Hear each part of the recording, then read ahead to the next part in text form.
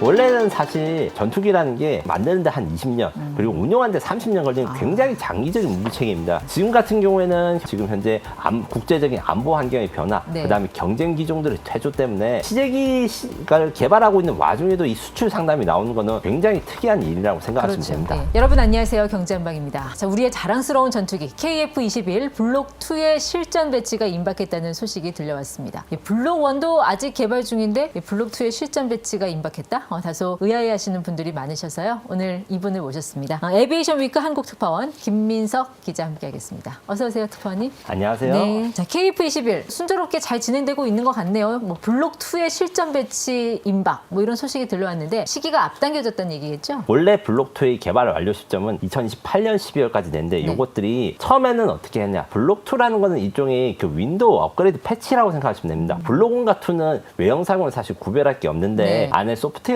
많이 개발을 해서 무기를 추가적으로 장착해서 기능을 네. 확장시키는 거거든요. 처음에 우리가 이 블록2를 만들겠다 이렇게 생각했을 때는 10종류의 무기들을 한 번에 다 업데이트하는 2028년 12월에 다 업데이트하는 걸로 예정되었다가 무기가 10종이라고 말씀드렸지 않습니까? 이거를 한 종 한 종 완성될 때마다 업데이트를 적용해서 그 블록2가 적용된 시기를 1년 이상 앞당기는 그런 계획을 최근에 수정을 했습니다. 예, 그러니까 2027년으로 앞당겨졌고 그렇게 되면 이제 블록1이 공대 공, 이제 블록2 공대 G로 넘어가는 그 단계에 왔다라는 건가요? 네, 맞습니다. 원래 계획대로라면 2026년에 KF-21 블록1이 되고 난 다음에 1년에서 1년 반 사이는 이 KF-21이 지상 공격을 하지 못했습니다. 근데 그 간격을 최대한 줄여가지고 2027년 초반부터 쓸 수 있는 무기부터 먼저 통합을 완료해서 KF-21이 공대지 능력을 갖추는데 시간을 굉장히 단축했다. 이렇게 설명할 수 있어요. 그러니까 어떻게 보면 블록1은 조금 쉬웠어요. 블록2에 비하면 이제 공대 공, 공중에서의 임무만 수행하면 되니까. 근데 이제 훨씬 이제 공대 G로 가면은 그만큼 그 내부에 장착되는 무기도 업그레이드 될 수밖에 없겠군요. 네, 맞습니다. 일단 무기를 장착하고 떨굴 때 주변에 날개라든가 이런 데 부딪히면 안 되니까 항공 역학적인 테스트가 필요하고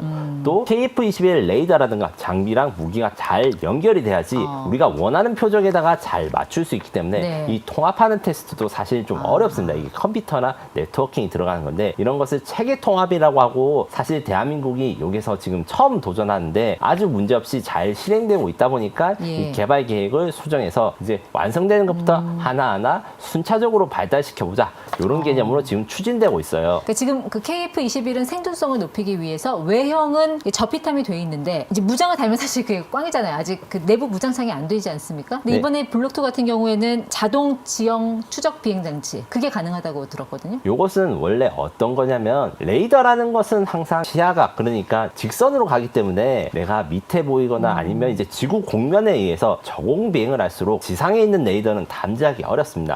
이거에 대해서 옛날에는 이게 사람의 숙련된 조종 실력으로만 이 저공 비행을 하다가 1980년대 중후반에는 지형 추적 레이더라는 게 있어서 예. 이 비행기가 지금 몇 미터 상공에서 날고 있다는 것을 체크를 한 다음에 이 사람을 도와주는 것 그리고 KF-21에 들어간 건 이것이 전자적 그 다음에 컴퓨터랑 합성돼서 자동으로 저고도를 지형 추적 비행을 할 수 있게 하는 그래서 영화 탑건을 보시면 알겠지만 네. 탑건 2에서 조종사들이 저게 레이더에 걸리지 않게 해서 아주 낮게 지형 추적 비행을 네. 하는데 이것을 자동화해서 그 생존 확률을 높였다. 이것이 적용된다는 게 이라고 그렇죠. 생각하시면 됩니다. 그러니까 쉽게 말해서 전투기가 레이저를 쏴서 이 앞에 있는 산을 미리 확인을 해서 가상의 선을 만들어서 막 이렇게 산을 타고 넘고 이런 것까지 가능하다라는 그런 의미겠죠. 네, 지금까지 현용 전투기 같은 경우에는 요것들이 수동으로 그러니까 경보라든가 정보를 보면서 조정하는 데 비해서 KF-21은 이게 자동으로 되기 때문에 위험성도 훨씬 줄어들고 접히탐 그러니까 적의 공격을 피할 수 있는 확률도 증가되는 효과를 같이 가지게 되는 것이죠. 이 블록2에 좀 같이 들어오고 싶어하는 나라들 있지 않아요? 뭐 사우디나 뭐 UAE나 이런 중동 국가들. 실제로 이제 엠바고가 있는 부분도 있고 이제 조심스럽지만 중동 국가들의 관심이 굉장히 큰 것도 맞는데요. 얼마 전에는 공군 참모총장께서 이제 사우디아라비아를 방문하신 다음에 네. KF-21의 액자를 이제 사우디 공군 참모총장한테 건네주시면서 요게 대해서 UAE랑 사우디아라비아가 KF-21 시승 요게 대해서 이제 좀 제안을 하시고 실제로 진행된 것도 있고 그분이 실제로 타신 분 아니에요? KF-21? 네, 타신 분도 계십니다. 그래서 이제 더 많이 타시라 이렇게 이제 권유를 한 것도 있고 동남아시아 국가들 중에서도 최근 KF-21의 그 시제기의 탑승을 권유하고 있는 요 상황이 있습니다. 그러니까 외국의 고위 관료가 성능 시험이 끝난 기체가 아닌 시제기에 탄 거는 거의 처음 있는 일 아닌가요? 네, 맞습니다. 원래 사실은 이것은 이제 기술적인 완성도보다는 마케팅에 관련된 건데 전투기라는 건 개발도 도중에 어떤 일이 생길지 어떤 결함이 생길지 모르니까 1000회에서 2000회 정도의 시험 비행을 실시해야 됩니다. 이 기간 동안 사실 굉장히 위험하기 때문에 테스트 파일럿은 원래 세계에서 제일 간이 큰 사람, 용기 있는 사람을 이야기를 하거든요. 비행기가 아직 불안정한데, 근데 KF-21 같은 경우에는 첫 번째로 이 비행 시험 과정 중에서 트러블이라든가 문제가 굉장히 적은 편이었고, 두 번째로 KF-21은 최근에 나온 비행기와 달리 복자 비행기입니다. 그래서 후방석에 사람이 한 명 더 탈 수 있기 때문에 그러니까 단자 복자가 다 되는 거예요. 네, 단자기에 복자기 다 있어서 우리 해외 수출 국가들의 VIP가 후방석에 탑승해가지고 우리가 실용화 되기 전에 이 KF-21 성능을 체험시키고 예. 또 마케팅을 하는 요소로서 잘 활용할 수 있어서 이것은 최근 20년간 나온 비행기들의 마케팅 방식 중에서 거의 독보적인 것이라 네. 생각하면 됩니다. 근데 F-35 같은 경우는 복자 없지 않나요? 단자로 가잖아요. 네, 맞습니다. 그렇기 때문에 이게 F-35를 처음 개발했을 때는 비용을 줄이고 컴퓨터 시뮬레이션으로 훈련을 대체할 수 있다. 요 개념으로 단자를 시작했지만 네. 시대가 바뀌면서 이제 전투기가 혼자서 가는 것이 아니고 이제 드론, 일명 CCA라고 하는 무인 비행기랑 사람이 탄 유인 전투기랑 같이 다녀야 되는데 이게 사람이 비행기 조종을 하면서 무인 드론을 조종하는 건 좀 어렵기 때문에 후방석에 좌석을 태워야 되거든요. 네. 이 때문에 중국의 스텔스 전투기 J-20 같은 경우에는 원래 한 명만 타는 F-35랑 같은 구성을 가졌다가 막대한 비용을 새로 들여가지고 캐노피, 그러니까 승무원실을 늘려서 2명을 태울 수 있게 하는 신형 J-20S를 이번 전승전 행사 때 첫 공개하는 등 약간 시행착오가 있었는데 비해서 한국은 처음부터 이게 맞아요. 2명이 타는 복제형이 있었으니까 이런 마케팅뿐만 아니라 훈련, 그 다음에 향후에 유무인 전투 복합 체계에서도 아주 잘 적응할 수 있게 된 환경을 가진 것이죠. 사실 KF-21은 굉장히 순조롭게 진행이 되고 있는 것 같아요. 시험 비행도 그랬고 첫 시험 비행이 2022년 7월인가 그랬던 것 같은데 네, 맞습니다. 제 기억에 F-16 같은 경우도 첫 비행 때 약간 흔들렸거든요. T-50도 그랬고. 실제로 이제 시험 비행 중에서 제가 아주 순조롭다고 이야기를 하지만 사실 이제 조종사, 시험 비행 조종사분들 이야기하시면 아직도 목숨을 거는 상황도 있고 그렇죠. 이렇다고 해요. 다만 이것들을 통제 가능한 이 리스크가 관리한 범위에서 KF-21이 움직이고 네. 작동한다는 게 굉장히 중요한 거예요. 완벽하게 안정성을 담보하지 않더라도 이 네. 조종 특성, 그러니까 약간 원하는 대로 움직이고 저 기체가 이상한 반응을 갑자기 일으키나 이런 것들이 작다. 그래서 예. 조금 더 안정적이고 그리고 평화롭게 시험 비행을 할 수 있다는 것 자체가 최근 그렇죠. 20년간 이 전투기 개발에서 굉장히 중요한 겁니다. 맞아요. 그 제가 기억하는 거는 고등훈련기 T-50인가요? 그게 20년 전에 첫 시험 비행 썼거든요. 그러니까 네, 맞습니다. KF-21보다 20년 전이니까 2002년 월드컵 때. 그때 네, 약간 맞습니다. 월드컵 때는 좀 묻힌 경험이 있었죠. 네, 맞습니다. 근데 그때도 T-50이 좀 흔들렸어요. 굉장히 사람들이 마음 뚫려한 그런 경험이 있는데 좀 궁금한 게 그 첫 시험 비행 전에는 진짜 그냥 활주로만 왔다 갔다 해요? 뭐 잠깐 뜨고 이러는 거 아니에요? 시험 비행의 단계는 여러 가지가 있는데 말씀하신 단계는 택싱 단계라고 합니다. 택싱이 뭐냐면 말 그대로 활주로를 왔다 갔다 하는 건데 단순히 왔다 갔다 하는 게 아니라 처음에는 일단 바퀴가 잘 작동되는 건지 보고 그 다음에 두 번째로는 활주로에서 이륙 직전까지 가속을 하다가 중단이 되는지 네. 왜냐면 이륙을 하다가 멈춰섰을 때 갑자기 이게 흔들거리거나 쓰러질 수 있으니까 요 테스트 마지막으로 이륙에 필요한 충분한 활주거리라든가 안정성이 확보되어 있는지 그렇죠. 이륙하는 중에 진동 때문에 뭔가 부품이 빠진다거나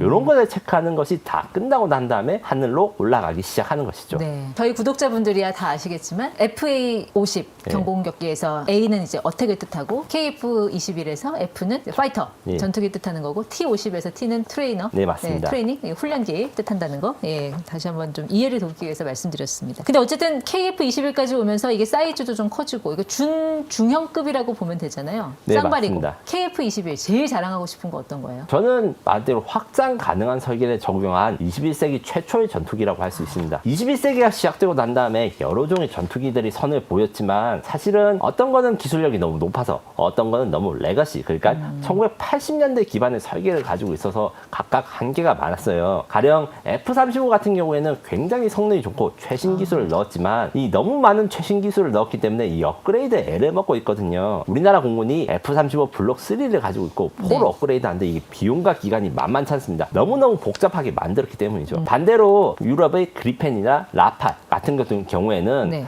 KF-21가 수출 시장에서 경쟁하지만 그 기원, 설계의 기원은 1980년대부터 시작된 것을 고치고 수정하다 보니까 이게 설계 개량의 한계가 왔습니다. KF-21은 이에 비해서 2000년대에 그 21세기의 기술로 만들어지고 설계됐기 때문에 성능 자체는 최고, 세계 최고 성능이 아닐 수 있지만 이 확장성, 그 다음에 발전 가능성 면에서는 지금 현재 나온 그 네. 어떤 전투기보다 확장과 발전 가능성이 높다. 이렇게 말씀드릴 수 있어요. 네, 물론 이제 확장 가능성 말씀하셨지만 나토에 보면은 라팔도 있고 그리펜도 있고 KF-21의 경쟁자들이 많지 않아요? 우리가 그거 뛰어넘을 수 있습니까? 네, 충분히 뛰어넘을 수 있고요. 이들 같은 경우에는 사실 설계를 도면에서부터 시작했는가 아니면 CAD, 쉽게 말해서 카티아라고 하는 그 3D 제작 프로그램을 시작했는가 요 차이가 굉장히 큽니다. 물론 지금 우리 경쟁자의 라팔과 그리펜은 지금은 다 카티아라고 하는 3D, 그러니까 CAD를 쓰지만 처음 시작은 설계 도면을 쓰던 그 옛날 설계가 있기 때문에 이 레거시를 버리기가 쉽지 않아요. 그래서 라팔이 뭐 스텔스성을 높이기 위해서 뭐 날개를 바꾼다거나 이렇게 하는 것들은 굉장히 몇십 네. 년의 기간이 필요한 반면에 KF-21은 처음부터 디지털 환경으로 설계되기 때문에 앞으로 발전 가능성, 개조 가능성 이런 것들이 훨씬 그렇죠. 원활한 편이죠. 그러니까 그 발전 가능성이라는 게 이제 블록 1에서 블록 2로 가면서 블록 1은 공대 공만 됐지만 블록 2는 공대지, 공대함도 됩니까? 공대함 같은 경우에는 미국의 수출 승이 내주면 이제 공대함 무기가 우리 KF-21에 장착될 수 있는데 이게 아직까지 수출 승이 나지 않았고 네. 그리고 KF-21을 공대함 무장이 현재 개발 중인데 이것은 이제 블록 2의 개발 완료 이후에 도전될 예정입니다. 그러니까 핵심은 블록 1에서 블록 2가 돼야 경쟁력이 있다라는 거죠. 사실 T50 같은 경우도 베스트셀러가 되긴 했지만 공군 전력화가 이뤄진 다음에 한 5년 뒤에 수출이 됐거든요. 근데 우리 블록 1도 아직 공군 전력화 되지 않았잖아요. 원래는 사실 전투기라는 게 만드는데 한 20년 그리고 운영하는데 30년 걸리는 굉장히 장기적인 무기체계입니다. 우리가 부러워하는 프랑스의 라팔 수출이 매우 잘 되고 있지만 첫 수출은 프랑스 공군이 실전 배치되고 난 다음에 거의 10년이 걸렸어요. 그래 반면에 원래 KF-21 같은 경우에는 라팔 시절 그러니까 예. 2000년대 초반에 나왔다면 그렇게 긴 시간을 기다려야 되는데 지금 같은 경우에는 지금 현재 국제적인 안보 환경의 변화, 네. 그다음에 경쟁 기종들의 퇴조 때문에 시제기를 개발하고 있는 와중에도 이 수출 상담이 나오는 거는 굉장히 특이한 일이라고 생각하시면 그렇죠. 됩니다. 네. 그러니까 KF-21은 4.5세대잖아요. 엄밀하게 말하면. 근데 말씀하신 뭐 라팔이라든지 그리펜 같은 경우는 4세대로 태어나서 4.5세대를 지향한 거지만 KF-21은 원래 5세대를 지향했는데 4.5세대가 된 경우 아니에요? 조금 맞습니다. 속이 쓰린 얘기긴 하지만요. 저는 그래도 이게 오히려 전화위복이 됐다 생각하는 게 말씀하신 대로 4.5세대 그러니까 우리 경쟁자인 4.5세대 전투기들은 발전을 가능하기 위해서 열심히 하는데 한계까지 완 상태고 우리는 이제 5세대로 갈 수 있는데 5세대에 대해서 리스크랑 비용을 줄이기 위해서 어느 정도 양보를 하고 향후의 발전 가능성을 염두에 두고 한 설계이기 때문에 네. 우리가 한 세대 이상을 뛰어넘을 수 있는 네. 장기적으로 우리가 이제 KF-21을 수출하면 할수록 우리가 경쟁력이 생기는 그런 예. 고도가 된다고 생각하시면 됩니다. 그러니까 KF-21이 다른 나라 전투기에 비해서 성능이 좋은 것 중에 하나가 저피탐, 레이더에 잘 안 걸린다라는 거. 근데 문제는 이 내부 무장창인 것 같아요. 아무리 뭐 저피탐이 잘 돼도 밖에다가 무장 달면은 다 걸리는 거 아닙니까? 투명 인간이면서 줄무늬 그은 거나 똑같은 거잖아요. 요게 어느 정도의 차이는 있고 거기에 대해서 이제 엄청난 우위를 가지지 않지만 그래도 이제 가치는 있는 게 어떤 것이냐 스텔스기에 대해서 보통 비유를 할 때 이제 쉽게 설명하기 위해서 F-22, F-35와 같은 스텔스기는 레이더에 어느 정도 잡히냐 야구공이나 농구공 요 정도로 이야기를 합니다. 그러면 F-16 같은 일반적인 비스텔스기는 어떻게 레이더에 잡히냐 요것도 실제 크기보다 작게 잡혀서 새라든가 좀 큰 대형 자동차 정도의 크기라고 생각하시면 돼요. KF-21은 작은 새 정도의 크기라고 생각하시면 예. 되기 때문에 레이더에 잡히는 면적이라든가 이런 스텔스 성능이 중요한 거는 적보다 먼저 공격할 수 있는 요게 중요한 거거든요. 그 점에서 KF-21은 F-35나 22보다 부족하지만 같은 조건, 완전히 같은 조건이라서 같은 미사일 쓴다면 라파이라든가 그리펜 같은 우리 경쟁자보다 더 우위에 설 수 있는 것은 맞다. 하지만 요것을 완벽하게 하기 위해서는 내부 무장창이라든가 전면적인 스텔스 개조가 필요한 것도 사실이다. 요렇게 정리할 수 있습니다. 네, 어쨌든 뭐 KF-21의 그 탁월한 기술이 절정에 왔다라는 거는 뭐 누구도 부인할 수 없는 것 같고 다만 이제 거기에 달리는 무기, 이 미사일의 성능도 중요하잖아요.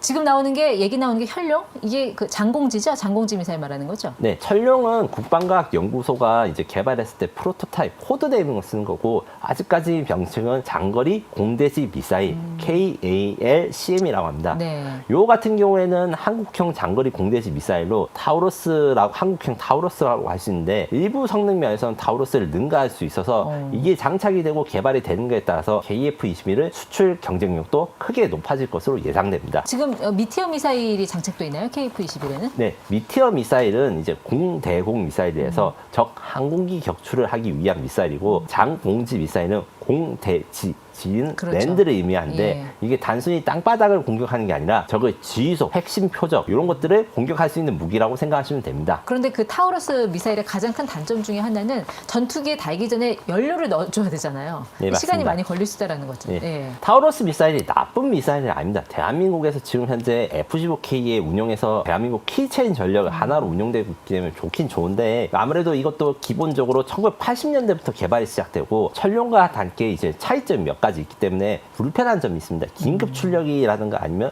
생존성 이런 것들이 있는데 연료를 미리 주입하는 과정에서 시간이 걸린다. 이런 거 같은 경우에도 이게 정확히 말하면 그때 당시에 만들었던 기술 한계이기 때문에 시간 좀 준비가 필요하지만 천룡 같은 경우에는 연료 교환 없이도 이제 바로 이제 연료를 채워놓은 상태로 계속 운영할 수 있다. 예. 이런 게 있고 이거보다 더 중요한 거. 이 저피탐 성능이라 합니다. KF-21이 지금 스텔스기냐 아니냐 이야기를 제가 좀 했었잖아요. 이 천룡 미사일의 경우에는 대한민국이 만든 모든 무기 중에서 가장 스텔스 성능이 높은 그래서 적이 요격하기 정말 어려운 무기라고 할 수 있습니다. 이게 어느 종류라고 하면 타우러스 미사일에 비해서 스텔스 성능이 몇 배 좋기 때문에 적이 미사일을 탐지해서 요격할 확률이 낮아서 이것이 전략적 타격 무기 그러니까 적이 요격하기 어렵기 때문에 네. 적 깊숙이 있는 표적을 공격할 수 있다. 요게 중요한 것이죠. 근데 그 천룡 미사일은 사거리도 한 450km 나간다면서요? 네, 500km 이상으로 이제 500 지금 이상 이야기 나갑니까? 되는데 아무래도 이제 여러 가지 수출 조건이나 이런 것들 때문에 조심하게 이 사거리 부분에서는 실제 스펙은